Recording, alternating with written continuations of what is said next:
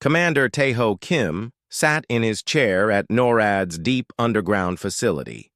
The mountain of rock above him felt safe and solid. He had been watching the radar screens for 12 hours straight. Nothing unusual showed up. Just satellites, airplanes, and space junk floating around Earth like always. Dr. Hai-Jin Park was 3,000 miles away in New York. She stood in front of the United Nations Security Council, holding a thick folder of papers. The room was full of important people from every country on Earth. They all looked tired and bored. "We are not ready for aliens," she said in a clear voice. "If they come, we will have big problems. Our weapons are made to fight other humans, not space creatures." The Russian representative rolled his eyes. The American delegate checked his phone. Nobody really believed aliens would ever come to Earth. It was just science fiction nonsense. At exactly 14:32 Greenwich Mean Time, everything changed. Tae-ho's radar screen exploded with red dots. Massive objects appeared in the sky above every major city on the planet. The dots were huge. Each one was the size of Manhattan Island. They just appeared out of nowhere, like magic. "What the hell?" Tae-ho shouted. He grabbed his red phone and called the Pentagon. "Sir, we have a situation. Big ships just appeared over every major city. I repeat, we have unknown aircraft over every major city." The ships hung in the air like gray metal mountains. They were ugly and covered with spikes and strange lights. People in the streets below stopped walking and pointed up at the sky. Some screamed. Others took pictures with their phones. In New York, Dr. Hai-Jin Park ran to the Security Council's window. A massive alien ship blocked out the sun above Manhattan. The room behind her erupted in chaos. Diplomats shouted in different languages. Security guards ran around with radios. "This is it," she whispered. "They're here." On the alien command ship above Beijing, High Admiral Zerthok looked at Earth through his viewing screen. He was tall and thin with gray skin and 4 arms. His species, the Vorthok, had conquered 23 planets. Earth would be number 24. "Begin the broadcast," he ordered his communications officer. "Tell the humans they have 20 minutes to surrender. After that, we take their planet by force." The message went out to every television, radio, and internet connection on Earth. It was in broken English, Chinese, Spanish, and other human languages. The alien voice sounded like metal scraping against stone. "People of Earth, we are the Vorthak. Empire, your planet belongs to us now. You have 20 minutes to surrender. Give up now, and some of you will live. Fight us, and all of you will die. You have been warned." General Do-hyun Lee was in the Pentagon when the message arrived. He was a short man with gray hair and steady hands. He had fought in 3 wars and never lost a battle. He looked at the alien ships on his screen and smiled. "20 minutes?" he said to his staff. "They're in a hurry. Get me President Nam on the phone, and wake up every pilot we have." President Ji-woo Nam was in the White House Situation Room when the call came. She was young for a president, only 45 years old, but she was smart and tough. She listened to General Lee's report and made her decision in 30 seconds. "Shoot them down," she ordered. "All of them." Around the world, military bases came alive. Fighter jets screamed into the sky. Missiles launched from ships and submarines. Tank crews loaded their biggest shells. Every weapon Earth had was pointed. At the alien invaders, Captain So-Young Choi was the first pilot to reach the aliens. She flew her F-35 fighter straight at the massive ship above Seoul. Her hands were steady on the controls. She had trained for this moment her whole life, even though she never thought aliens would really come. "This is Eagle 1, she said into her radio. "Beginning attack run on the big ugly ship." She fired 2 missiles at the alien vessel. They exploded against some kind of invisible barrier around the ship. Blue light flashed where the missiles hit, but the ship was not damaged. "Shields are up," she reported. "Missiles are not working." Lieutenant Jaemin Kang was flying behind her in another fighter. He was young and smart, fresh out of the Air Force Academy. He watched the missile explosions and thought fast. "Captain, try the cannon," he suggested. "Maybe their shields only stop energy weapons." So Young fired her 20mm cannon at the alien ship. The bullets were just chunks of metal flying very fast. They punched right through the invisible barrier and hit the ship's hull. Sparks flew. Pieces of alien metal fell toward the ground. "The shields don't stop bullets," she shouted into her radio. "All aircraft, use guns only. Repeat, use guns only." The word spread quickly. Human pilots all over the world switched from missiles to machine guns. Tank crews loaded solid metal shells instead of explosive ones. Navy ships fired their biggest guns at the alien vessels hovering over coastal cities. The Vorthak were confused. They had never seen weapons like this before. Every other species in the galaxy used energy beams and plasma cannons. Nobody threw chunks of metal at their enemies anymore. It was primitive and barbaric. But it worked. The alien ships started falling from the sky. Their shields were designed to stop laser beams and energy weapons. Simple bullets and cannon shells went right through like the shields weren't even there.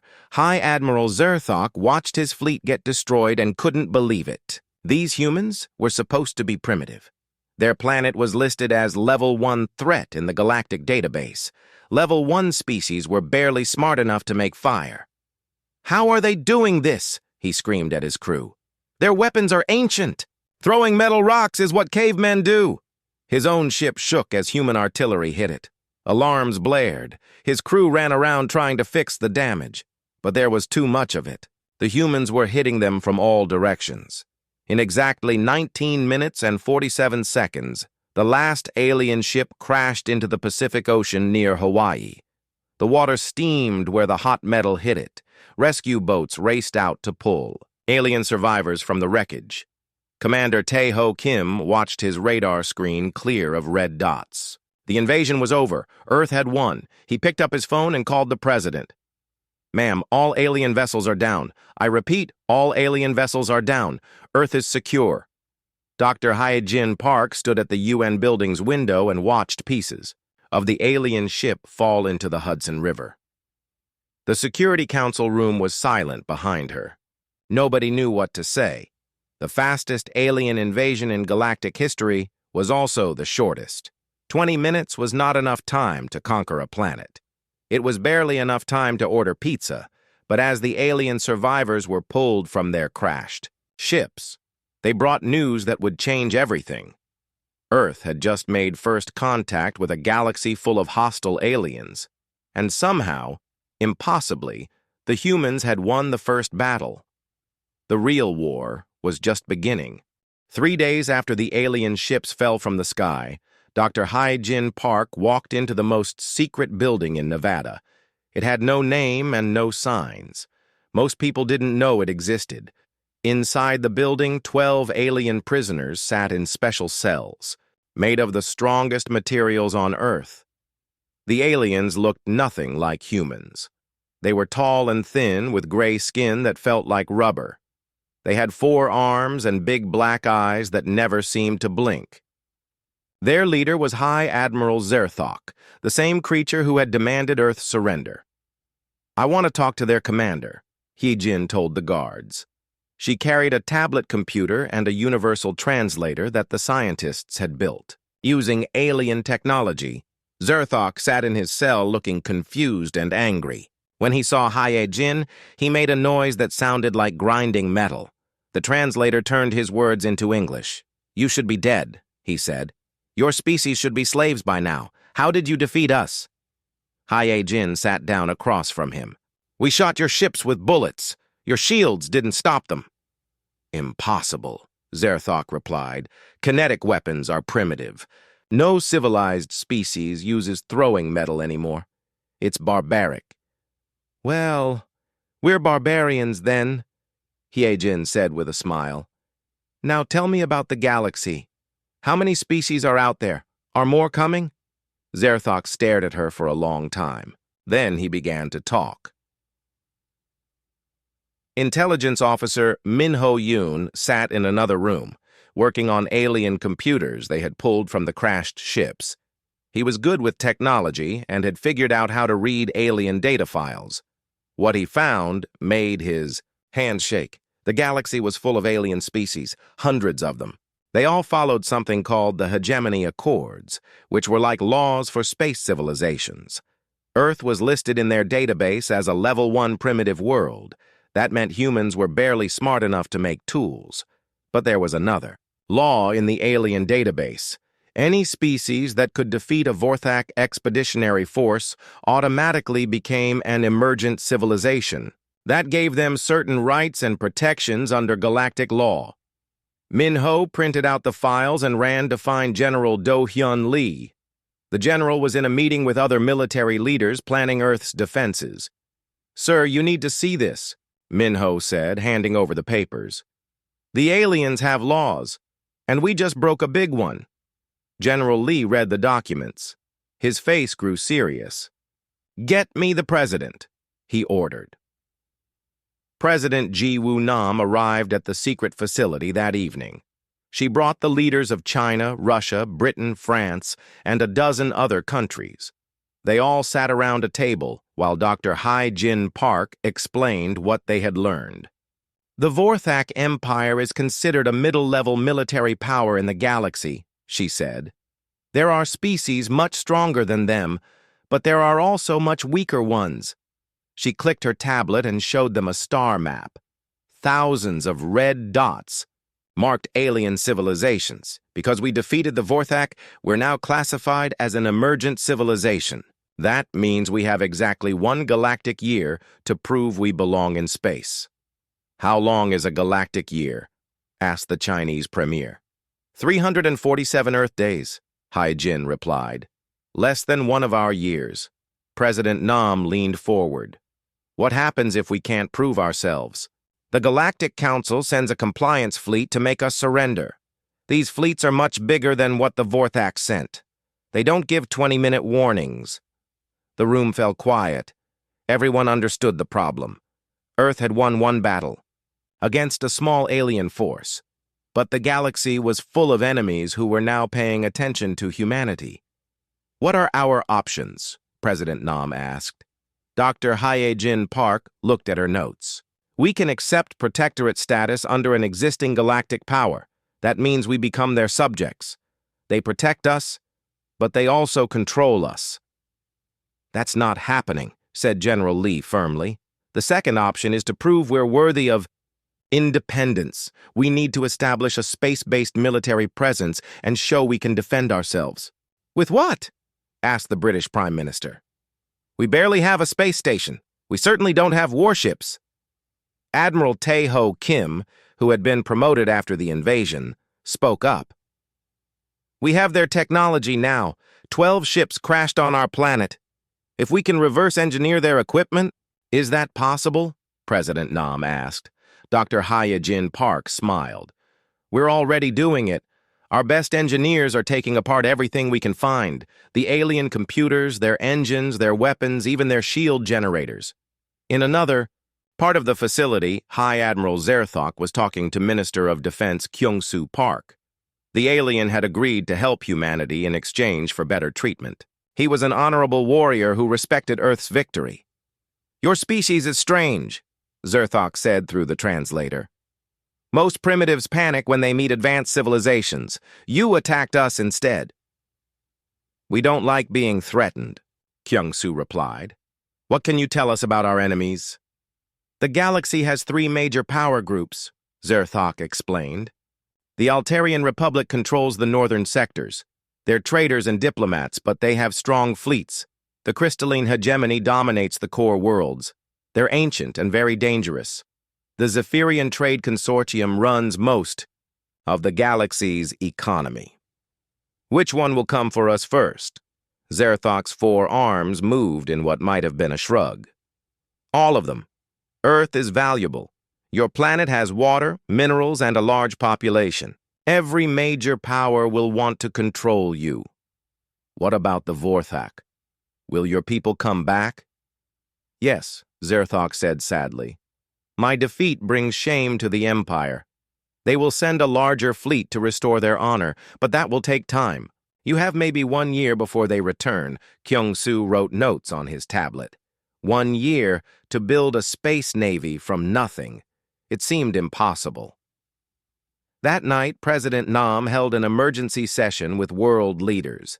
They met by video conference, because traveling was too dangerous. Nobody knew if more aliens were coming. We have a choice, she told them. We can surrender now and hope for mercy, or we can fight for our independence. What are the odds of success? Asked the German Chancellor. Very low, President Nam admitted. We're one planet against a galaxy of advanced civilizations. But we've survived this long by refusing to give up. The vote was unanimous. Earth would fight. Dr. Hyojin Park was put in charge of studying alien technology. General Lee would command military operations. Admiral Kim would build Earth's first space fleet, and High Admiral Zerthok would serve as their advisor on Galactic. Politics, we have 11 months, President Nam announced. 11 months to go from a single planet to a spacefaring civilization. If we fail, humanity becomes slaves or dies.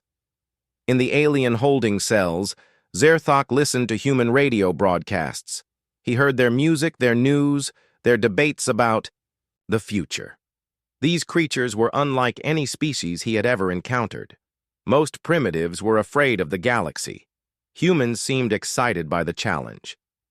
Perhaps, he said to himself in his own language, the galaxy has underestimated these barbarians. Outside the secret facility, construction crews were already working. They were building launch pads for rockets that didn't exist yet. Factories were being converted to produce weapons no human had ever imagined. Scientists were working 20-hour days to understand technology that was thousands of years ahead of Earth's. The countdown had begun. In 344 days, Earth would either join the galaxy as a free civilization or cease to exist as an independent world. The aliens had given humanity a test. Now it was time to see if humans could pass it. 6 months later, Director Soo-Jin Lim floated inside humanity's first orbital shipyard. The massive structure spun slowly above Earth, as big as 10 football stadiums. Through the windows, she could see 3 ships taking shape in the construction. Bays. They didn't look like anything humans had ever built before. How much longer? She asked Chief Engineer Kyung-ho Bae, who was checking the work on the nearest ship. 2 weeks for the first one, he replied. These hybrid designs are tricky. We're mixing alien technology with human weapons. The ships were strange and beautiful. They had sleek alien hulls covered with human armor plating. Alien shield generators powered human railguns. Energy systems from crashed Vorthak vessels fed ammunition to missile launchers that fired simple metal projectiles at incredible speeds. The aliens think we're crazy, Kyung-ho said with a grin, mixing primitive kinetic weapons with advanced energy shields. But crazy seems to work for us. Down on Earth, Captain So-Young Choi was training the first class of spacefighter pilots. The converted warehouse in Nevada was hot and noisy. 50 pilots from different countries sat in alien simulator pods, learning to fly in 3 dimensions without gravity. Forget everything you know about air combat, she told them. In space, there is no up or down, no air resistance, no sound. When you fire your engines, you keep moving until something stops you. The pilots were struggling. Flying in space was nothing like flying in an atmosphere, but they were learning fast. Humans were good at adapting to new situations. Lieutenant Jaemin Kang was the best pilot in the group. He had been the first to figure out how to break alien shields during the invasion. Now he was mastering alien flight controls faster than anyone else. The key is thinking in 3 dimensions, he explained to the other pilots. In air combat, we mostly fight on a flat plane. In space, the enemy can come from any direction. Captain Choi watched her students practice attack runs against computer-generated alien ships. They were getting better every day. In a few weeks, they would graduate to real spacecraft. Meanwhile, in the secret facility in Nevada, High Admiral Zerthok was teaching human officers about galactic military tactics. The alien had become an unofficial member of Earth's defense team.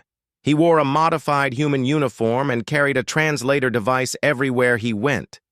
The Altarian Republic favors long-range energy weapons, he explained to a room full of human generals. They stay far away and try to wear down your shields with constant fire. Admiral Tae-ho Kim took notes on his tablet. What about their weaknesses? They're not used to close combat, Zerthok replied. If you can get inside their weapons range, they panic. Their ships are built for long-distance fighting, not ship-to-ship battles. General Do-hyun Lee raised his hand. What about the crystalline hegemony?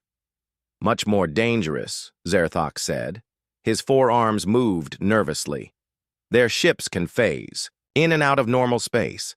They appear, attack, and disappear before you can fight back. That sounds impossible, said General Lee. Many things about your species sound impossible, Zerthok replied. Yet here we are. 2 weeks later, Captain So-Young Choi stood on the bridge of humanity's first real warship. The TDF Incheon was named after her hometown in South Korea. It was smaller than the alien vessels they had fought, but it looked deadly. Railguns stuck out from its hull like metal spikes. Missile launchers lined its sides, and covering everything was a layer of armor made from alien metals. All systems ready, Captain, reported Commander Young-Soo Lee from the weapons station. He was a former submarine officer who had learned to operate alien technology. Take us out, So-Young ordered. The Incheon slid out of the orbital shipyard and into open space. Behind it came 2 sister ships, the TDF Busan and the TDF Seoul. Together, they formed Earth's first deep space patrol. Their mission was simple: fly to Jupiter and back, testing their systems and looking for any alien activity. In the solar system, intelligence suggested that several galactic powers were watching Earth, waiting to see what humans would do next. The 3-day journey to Jupiter was peaceful. The ships performed perfectly. Human engineers had done an amazing job combining alien technology with Earth weapons. The hybrid vessels were faster than pure human ships and more heavily armed than typical alien craft.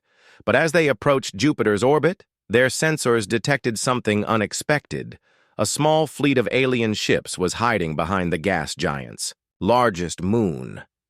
The vessels were sleek and silver, very different from the ugly Vorthak warships.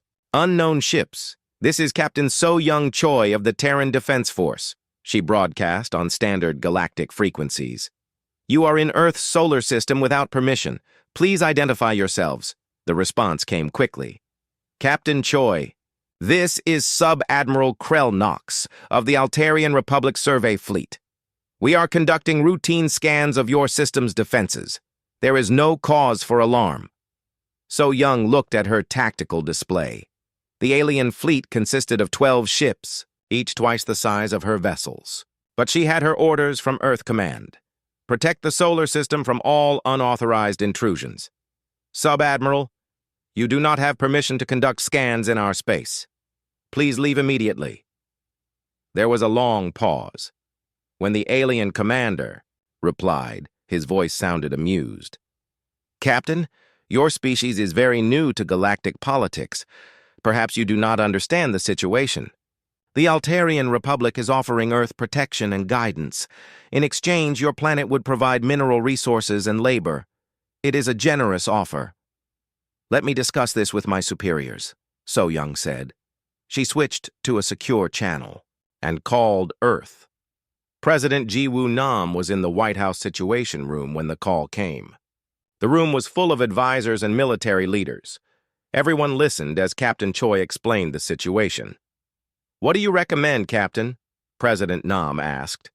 They're testing us, So-Young replied. They want to see if we'll back down when faced with superior numbers. If we do, every alien power in the galaxy will think we're weak. Can you win a fight against 12 ships?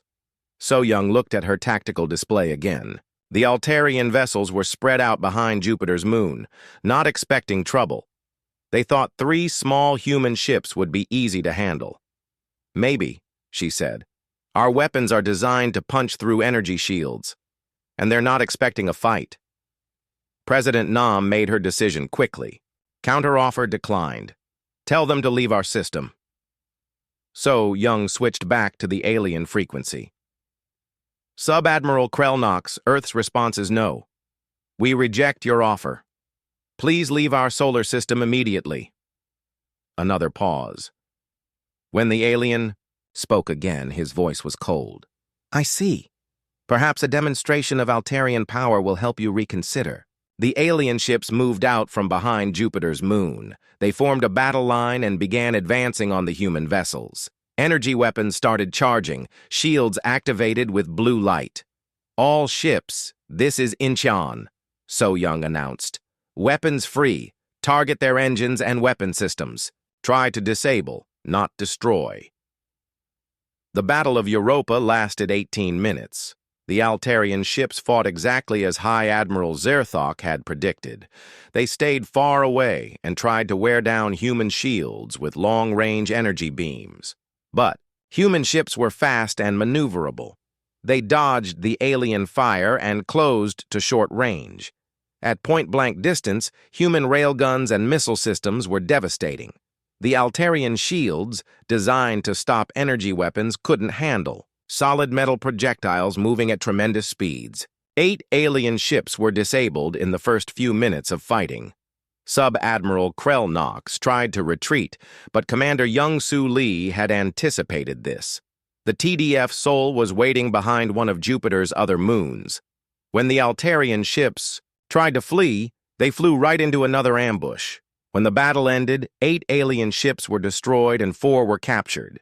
The human fleet had taken some damage, but all 3 ships were still operational. Most importantly, not a single human had died. Sub-Admiral Krell-Knox, So Young broadcast to the surviving Altarian commander, who was now her prisoner. Welcome to Earth space. You'll be our guests until we decide what to do with you. News of the victory spread across the galaxy faster than light-speed travel. Earth hadn't just defended itself again. The humans had defeated a major galactic power and captured advanced alien technology. Again. In the secret facility on Earth, High Admiral Zerthok listened to intercepted alien communications. Every major power in the galaxy was talking about humanity now. Some were impressed, others were worried.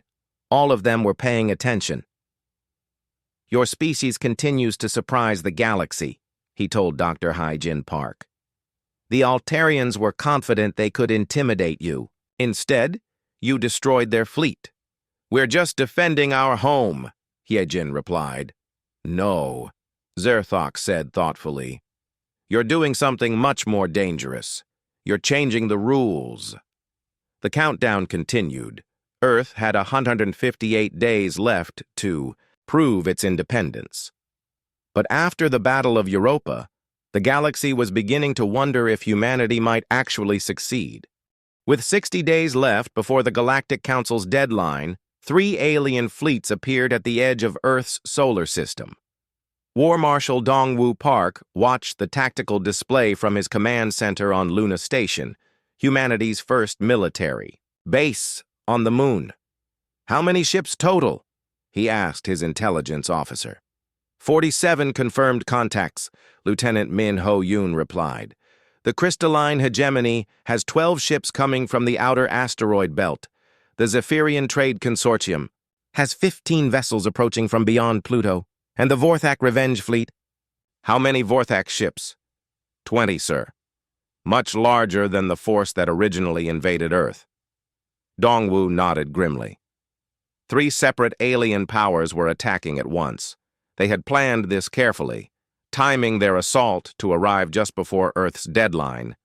If humanity fell now, the galaxy would assume humans weren't ready for independence. Get me Fleet Admiral Kim, Dongwoo ordered. Admiral Tae-ho Kim was aboard the TDF Gangnung, flagship of Earth's growing space fleet. In 6 months, humanity had built 18 warships using captured alien technology. They weren't pretty, but they were deadly.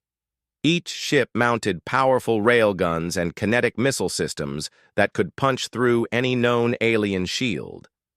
"Marshall Park, we're tracking all 3 enemy fleets," Tejo reported. "They're approaching from different directions, trying to divide our forces. What's your assessment? We can't fight all 3 at once and win. We need to defeat them one at a time." On Earth, Director Hyejin Park was coordinating with alien allies who had secretly joined humanity's cause. Not every species in the galaxy supported the major powers.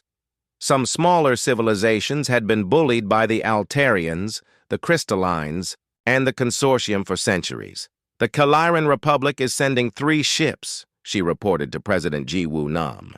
"The Theta Collective is providing intelligence on crystalline hegemony tactics.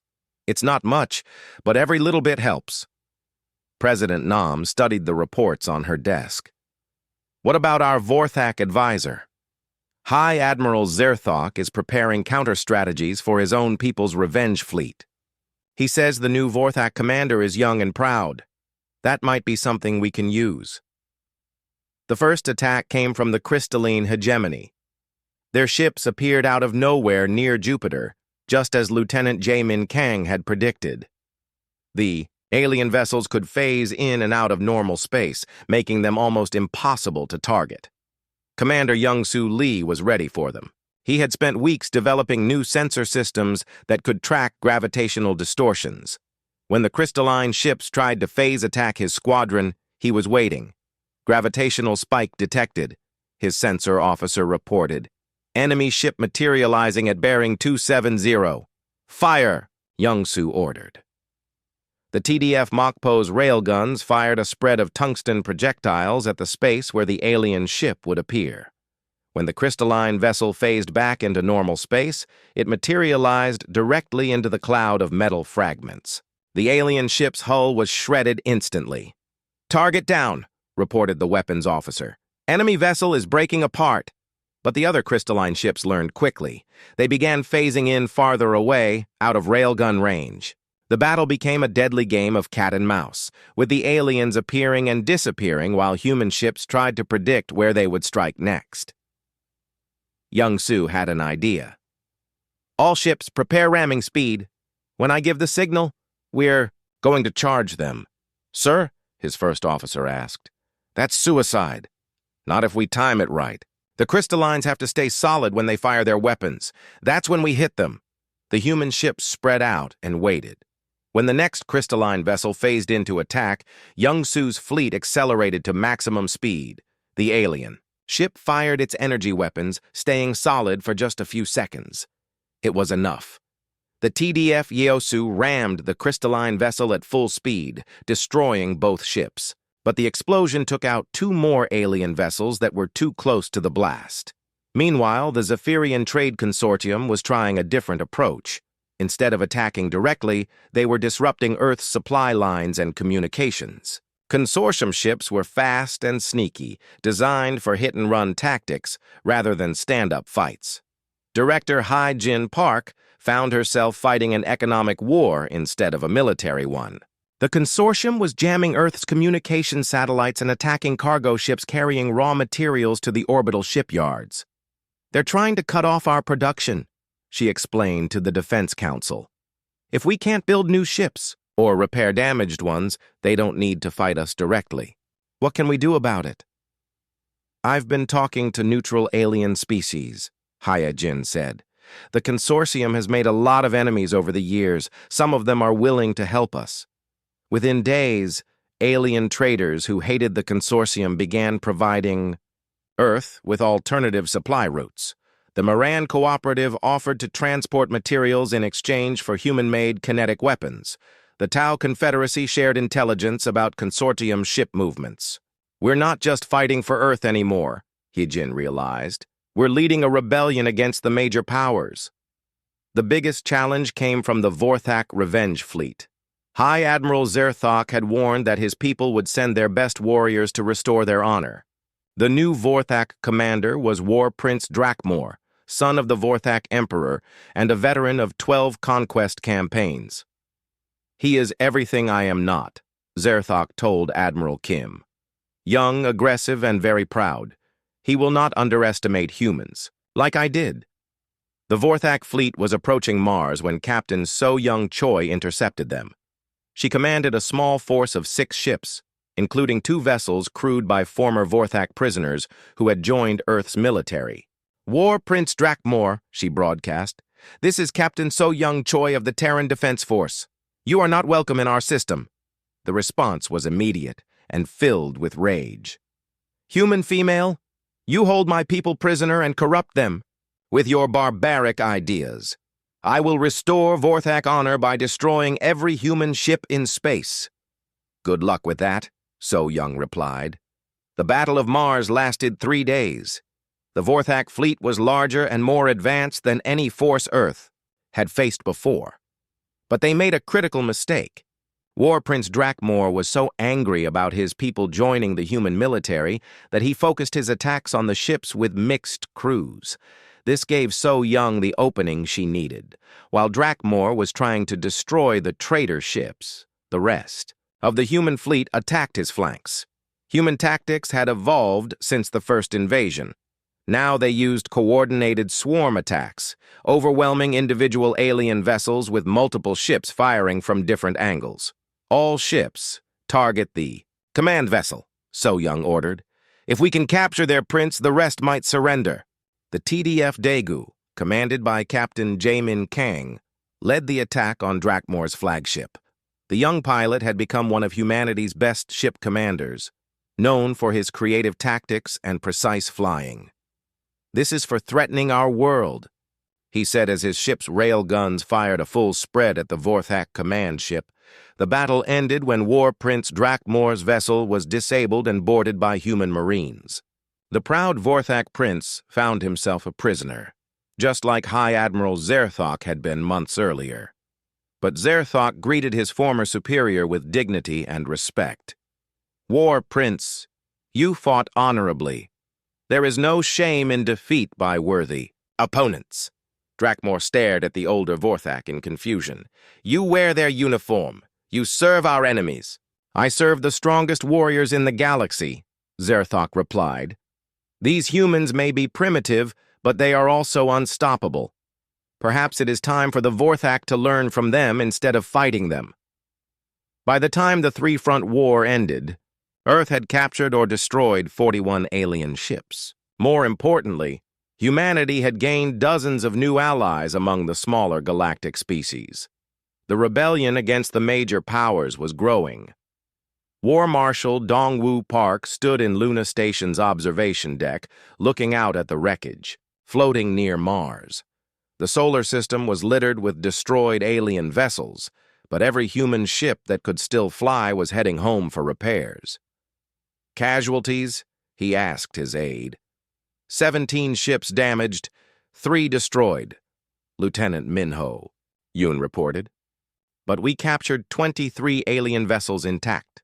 Our fleet is actually larger now than when the battle started." Dongwoo smiled.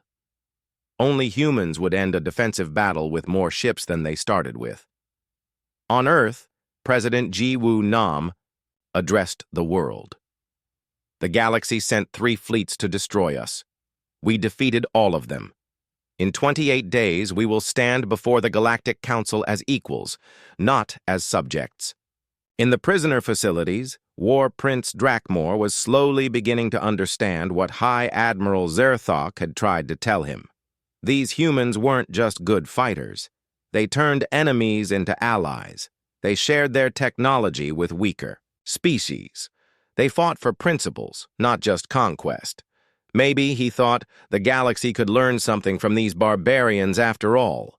1 year after the first alien invasion, President Ji-Woo Nam stood on the bridge of humanity's most advanced starship. The TDF Sol was 10 times larger than the first human warships, built with technology from a dozen different alien species. Through the viewports, she could see the Galactic Council station orbiting a neutron star in the Kepler 442 system. "Impressive station," commented Ambassador Hye-Jin Park, who now served as Earth's chief diplomat to the galaxy. She wore a formal blue uniform decorated with symbols from Earth's new alien allies. "It should be," replied Grand Admiral Teho. Kim.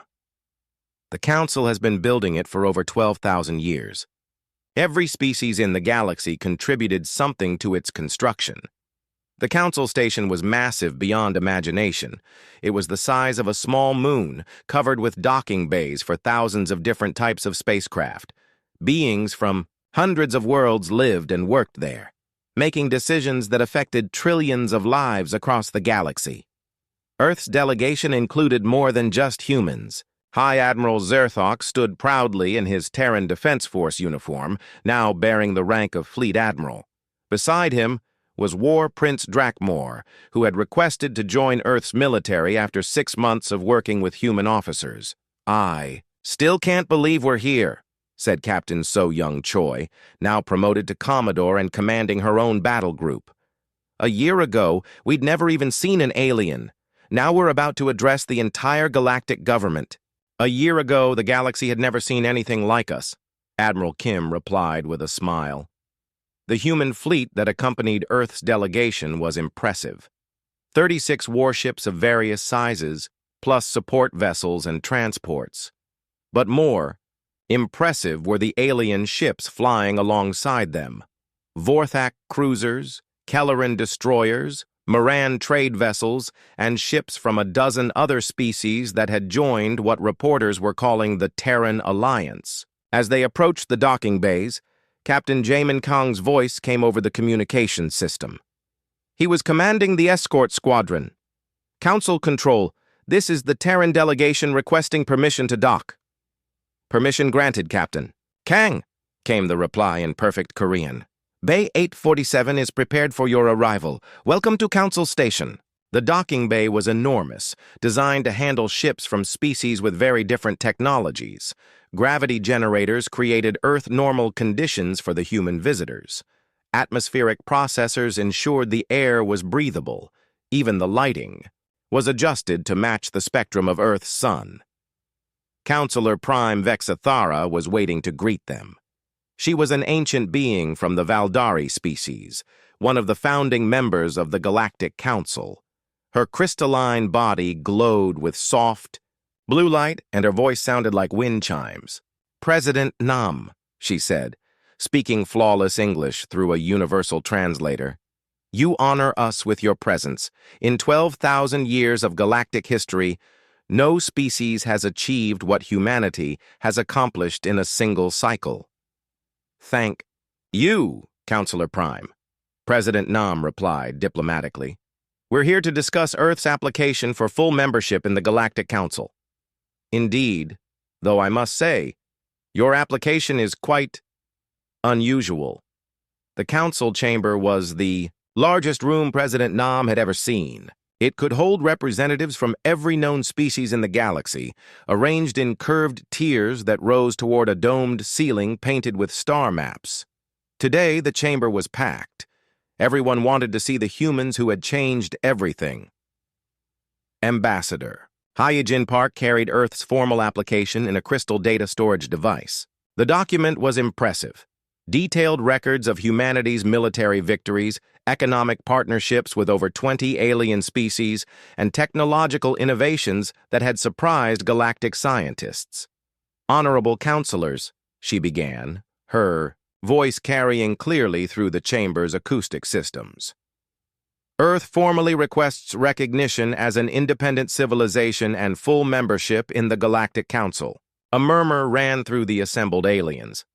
Many species had applied for council membership over the millennia. Most were rejected. A few were accepted after decades or centuries of probation. None had ever qualified in less than a galactic year. Counselor. Prime Vexathara activated a holographic display showing Earth's achievements. The record is remarkable. Humanity has defeated military forces from 3 major galactic powers. They have established trade relationships with 47 different species. They have created new technologies by combining primitive kinetic weapons with advanced energy systems. Most unusual of all, added Counselor Thexanari of the Altarian Republic, they have convinced their former enemies to join their cause.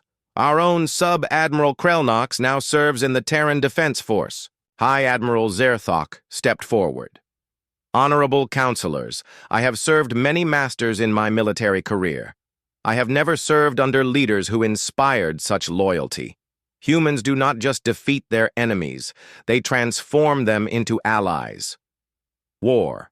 Prince Drakmor nodded in agreement. My father, the Vorthak Emperor, originally sent me to restore our empire's honor through conquest. Instead, I have found honor in service to a cause greater than any single species. The debate that followed lasted for hours. Some council members were concerned about humanity's rapid rise to power. Others worried about the precedent it would set. A few openly supported Earth's application. The humans are too aggressive, argued Councillor Clethnor of the Zephyrian Trade Consortium. They solved every diplomatic problem with military force. Because every problem they faced was military, countered Councillor Yimdara of the Tau Confederacy. The galaxy sent fleets to conquer them. They defended themselves and then offered friendship to their attackers. Grand Admiral Kim was invited to address the Council's concerns about human military doctrine. Honorable Councilors, Earth seeks not domination, but partnership. Our military exists to protect our friends and deter our enemies. Any species that approaches us in peace will find us peaceful in return. And those who approach with hostile intent, asked Councillor Prime Vexithara, will discover why the galaxy now calls us the barbarian warriors, Kim replied with a diplomatic smile. The vote was closer than expected. The three major powers that Earth had defeated abstained, citing conflicts of interest, but the smaller species that made up most of the Council voted overwhelmingly in favor of human membership. By a vote of 847 in favor, 23 opposed, and 12 abstentions, Councillor Prime Vexithara announced, the Galactic Council recognizes Earth as an independent civilization and grants full membership to the Terran Republic. The celebration on Council Station lasted 3 days. Beings from hundreds of worlds came to meet the humans who had shocked the galaxy. Trade agreements were signed, military partnerships were formed, cultural exchanges were planned. But the real work began 6 months later, when the first distress signal reached Earth. Commander Minho Yoon was on duty at Terra Station, humanity's new galactic embassy built in neutral space, when the message arrived. It came from a species called the Nexari, who lived on the far edge of galactic civilization. Please help us, the transmission said in broken galactic standard. Creatures from dark space attack our worlds. They come from nowhere and take our people. The Council says we are too far away for help. You are our only hope. Dr. Sujin Lim, now Director of Galactic Sciences, analyzed the transmission data. The attackers aren't from any known species. Their technology doesn't match anything in the galactic database. Interdimensional raiders, concluded Captain Young-Soo Lee, who was commanding the new joint human-alien patrol fleet. They're coming from outside our reality. Within hours, the Terran Defense Force was mobilizing. The first expeditionary fleet, commanded by Commodore So-Young Choi, consisted of 18 human ships and 24 vessels from allied species. Vorthak warriors served alongside human marines. Kelleran engineers worked with Earth technicians. Former enemies had become the closest of friends. This is what we trained for, Commodore Choi told her mixed crew as they prepared to jump to hyperspace. Protecting those who can't protect themselves. The journey to Nexari space took 2 weeks. When they arrived, they found a civilization under siege. Strange ships that seemed to be made of living shadow were attacking Nexari colonies, capturing civilians and disappearing back into dark space. Conventional weapons have no effect, reported the Nexari commander. They exist partially outside our dimension. Our energy weapons pass right through them. Captain Jaemin Kang studied the tactical data. What about kinetic weapons? Solid. Projectiles that exist fully in normal space? The battle against the Shadow Raiders lasted for 6 days. Human rail guns and missile systems proved effective against enemies that energy weapons couldn't touch. Once again, humanity's primitive approach to warfare provided the solution to an impossible problem. The raiders are retreating, reported Lieutenant Minho Yoon from his sensor station. They're returning to their own dimension. Good, said Commodore Choi. And they'll think twice before attacking anyone under Terran protection again. The rescue of the Nexari made headlines across the galaxy. Humanity had gone from being unknown primitives to galactic guardians in just 18 months. Species that had never heard of Earth were now requesting Terran protection.